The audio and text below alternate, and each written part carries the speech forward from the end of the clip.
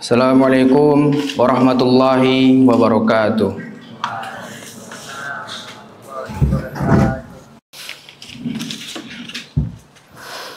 Innal hamdalillah nahmaduhu wa nasta'inuhu wa nastaghfiruhu wa na'udzu billahi min syururi anfusina wa min sayyiati a'malina may yahdihillahu fala mudilla lahu wa may yudlil fala hadiya lahu. Asyhadu an la ilaha illallah wahdahu la syarika lah wa asyhadu anna Muhammadan abduhu wa rasuluh. Allahumma salli wa sallim wa barik ala sayyidina Muhammad wa ala alihi wa ashabihi wa man tabi'ahum bi ihsani ila yaumiddin. Faya ibadullah usikum wa nafsi bitaqwallahi faqad fazal muttaqun. Wa qala ta'ala ya ayyuhalladzina amanu taqullaha haqqa tuqatih wa la tamutunna illa wa antum muslimun. Hadirin rahimakumullah, marilah kita kembali memanjatkan puja dan puji syukur kita kepada Allah Subhanahu wa taala atas semua nikmatnya yang dikaruniakan kepada kita. Kita membutuhkan karunia-Nya, Allah selalu memberikannya, maka kita harus selalu bersyukur. Nikmat terbesar yang wajib kita syukuri adalah nikmat iman dan Islam. Rasulullah SAW mengabarkan kepada kita bahwa Islam dan iman merupakan modal utama seseorang untuk masuk surga.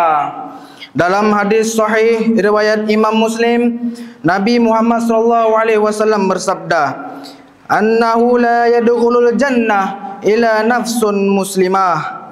Sungguhnya tidak akan masuk surga kecuali jiwa yang muslim. Hadis riwayat Bukhari dan Muslim. Hadirin rahimakumullah, menjadi seorang muslim sejati tidaklah cukup dengan ucapan dan klaim saja. Setidaknya seseorang harus memiliki 3 sifat. Pertama, al-yakin, yaitu percaya dan mantap akan Allah Subhanahu wa taala, Rasulullah SAW dan agama Islam. 3 hal ini merupakan materi utama yang akan ditanyakan oleh malaikat kepada kita di alam barzah nanti. Di antara sekian banyak masalah, hanya 3 ini saja yang akan ditanya oleh malaikat di alam barzah. Hadirin rahimakumullah, kedudukan al-yakin sangat tinggi di sisi Allah Subhanahu wa taala. Ibnu Qayyim Al-Jauziyah dalam kitabnya Madarijus Sholikin bab Manzilatul Yakin menyebutkan beberapa ayat tentang kedudukan yakin. Di antaranya disebutkan dalam surah Al-Baqarah ayat 4 dan 5. Beliau menyebutkan bahwa Allah Subhanahu wa taala mengkhususkan hanya mereka yang mencapai derajat al-yakin yang mendapat petunjuk Allah Subhanahu wa taala. Allah berfirman, "A'udzubillahi minasyaitonirrajim. Bismillahirrahmanirrahim. Walladzina yu'minuna bima unzila ilaika wa ma unzila min qablik wa bil akhirati hum yuqinun. Ulaika ala hudam mir rabbihim wa ulaika humul muflihun." Dan mereka yang beriman kepada kitab yang telah diturunkan kepadamu dan kitab-kitab yang telah diturunkan sebelummu, serta mereka yakin akan adanya akhirat, merekalah yang mendapat petunjuk dari Tuhan mereka, dan mereka itulah orang-orang yang beruntung. Quran surah Al-Baqarah ayat 4-5. Sangat jelas dari ayat itu bahwa cara untuk menjaga hidayah adalah dengan memupuk keyakinan. Tanpa itu seorang muslim bisa goyah. Bahwa kisah menjadi pelajaran.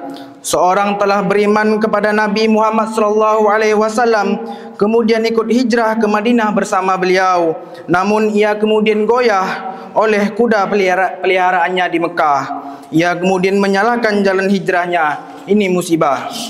Hadirin rahimakumullah, yakin menurut ulama Abu Bakar Al-Wara ada 3 tingkatan, yaitu pertama, al-yakin al-akhbar, yakni meyakini seluruh berita informasi yang Allah sampaikan kepada Rasulullah dan risalah yang beliau bawa, mencakup informasi yang terdapat dalam Al-Quran maupun hadis Rasulullah SAW. terkait perkara yang sudah beliau maupun terkait dengan hal-hal yang belum terjadi. Ini harus kita mantapkan dalam diri kita. Kedua, al-yaqin ad-dalalah, yakni yakin dan percaya kepada setiap bukti dan dalil yang membenarkan berita-berita tersebut. Yakin terhadap Al-Quran, hadis dan setiap mukjizat Rasulullah SAW. Yang ketiga, yakin al-musyahadah. Ini merupakan tingkatan yakin paling tinggi. Hanya tingkatan para wali Allah dari kalangan para sahabat dan ahli ibadah yang mencapai level ini. Al-musyahadah adalah tingkatan keyakinan terhadap hal gaib yang atau tidak tampak, namun seakan-akan dia melihat mereka. Dia melihat dengan mata kepalanya sendiri. Keyakinan yang sempurna.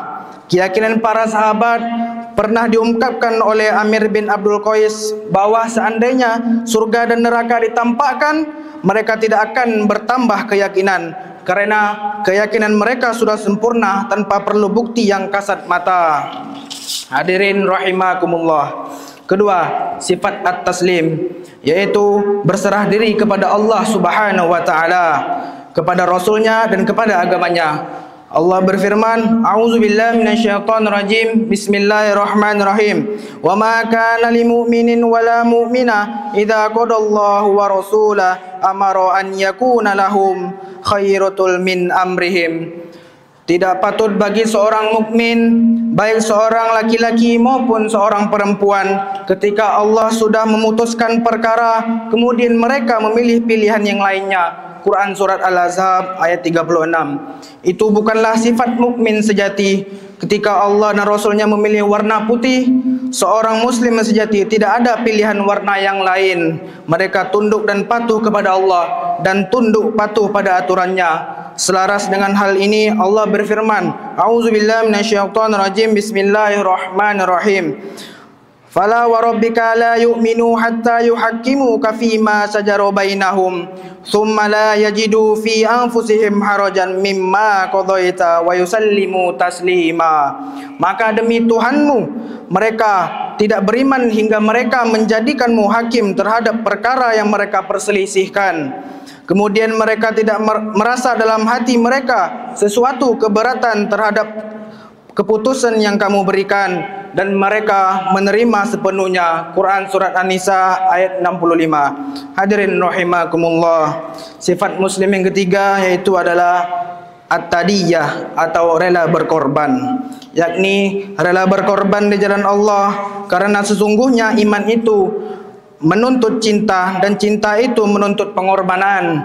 Tidak ada iman kecuali didasari cinta, dan tidak ada cinta kecuali dia harus ada pengorbanan. Imannya Nabi Nuh, cintanya Nabi Nuh, menjadikan Nabi Nuh mampu mewakafkan jiwa dan raganya, mewakafkan nafas dan umurnya selama 950 tahun di jalan Allah. Dalam satu ayat Allah mengabarkan ungkapan Nabi Nuh, A'udzubillahi minasyaitonirrajim. Bismillahirrahmanirrahim. Qala rabbi inni da'utu qaumi lailan wa nahara. Nuh berkata, ya Tuhanku, sesungguhnya aku telah menyeru kaumku malam dan siang. Quran Surat Nuh ayat 5. Barakallahu li wa lakum fil Qur'anil azim wa nafa'ani minal ayati wa dzikril hakim wa taqabbal minni tilawatahu innahu huwal ghafurur rahim.